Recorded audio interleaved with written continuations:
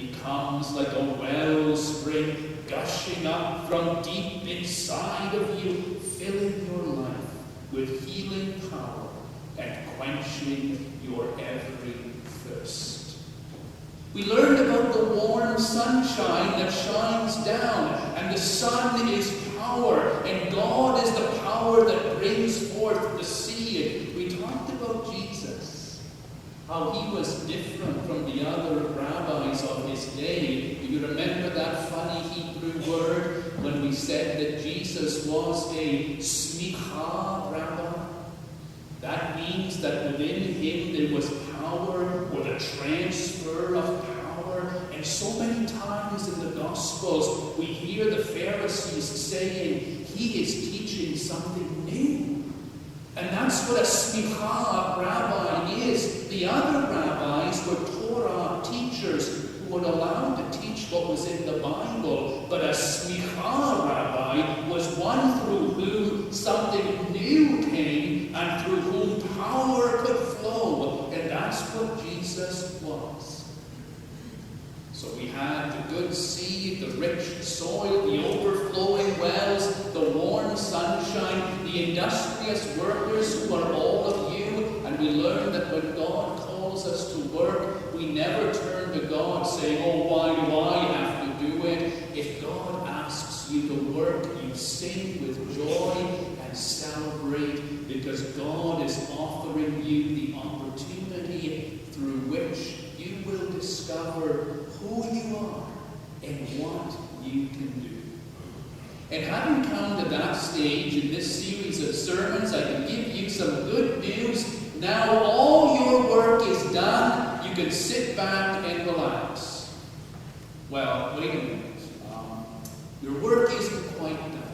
Because the work of planting the seed and watering and weeding the garden is never finished. But today's sermon is about the fact that the ultimate thing that happens as a result of your gardening efforts does not happen by your power. There comes a time when you can sit back and watch and see what happens.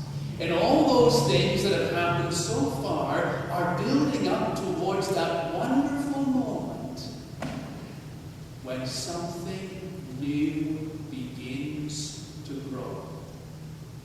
I've told you a little bit about my childhood adventures with gardening with my father, and I remember the days when I would plant the seeds, and you know how impatient children are. I would come running home from school every day, even the day after the seeds were planted, expecting to see something growing up, and disappointment. And the next day, nothing, and the next day, nothing, and I'm beginning to think this was a waste of time planting these seeds. But oh, that glorious day comes. The day when I came home from school and I got down on the earth and I turned my head sideways like that and I looked across that brown soil and I saw new growth. The tender shoots growing up from the ground.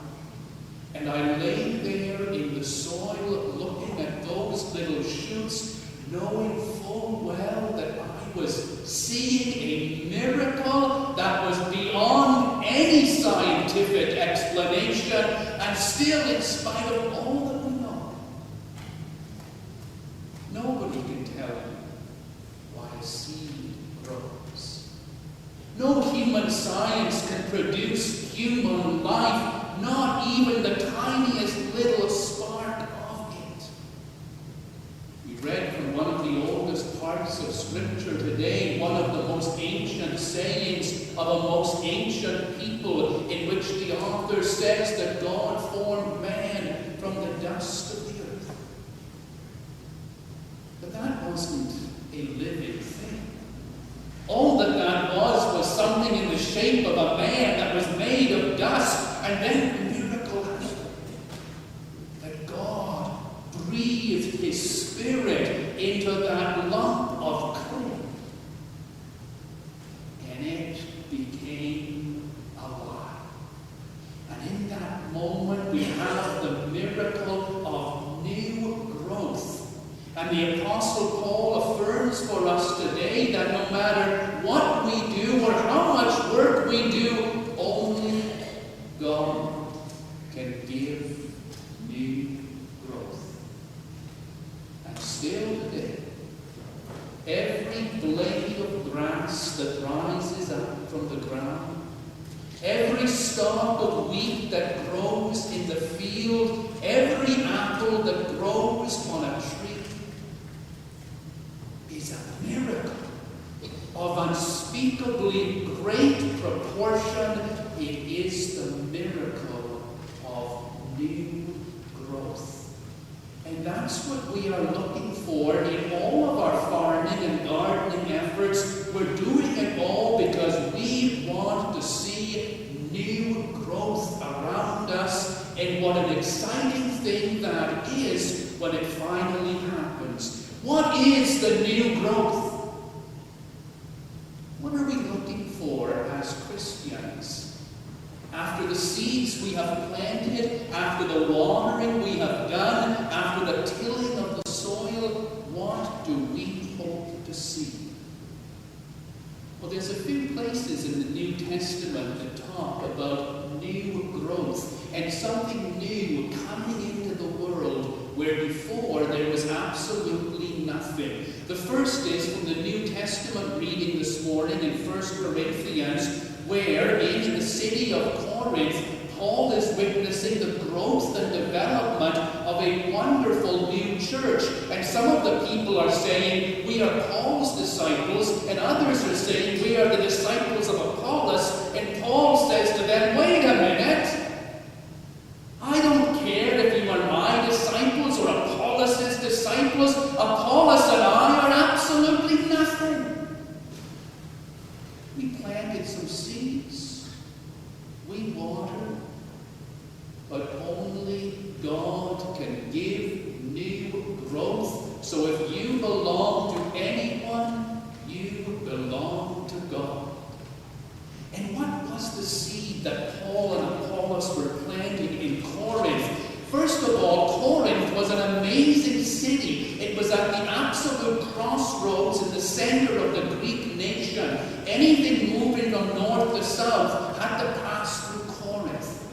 Anything moving on the Mediterranean from east to west had to go through Corinth. It was located on a tiny isthmus of land only 4 miles wide.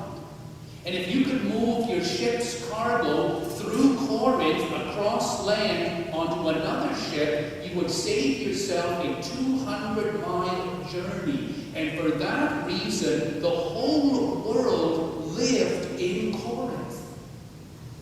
And also for that reason, Corinth became a city of tremendous corruption.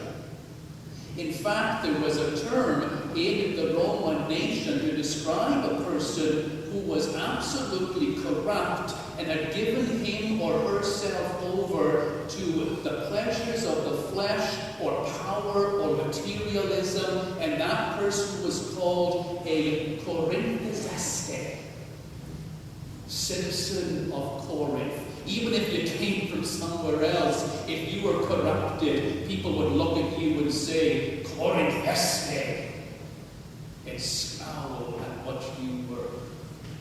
And in that land that was given over to material wealth and power, Paul and Apollos planted the seed that the world of flesh was not everything. They began to say to people, look at this world of the flesh. It passes away. It is corrupt. There is a world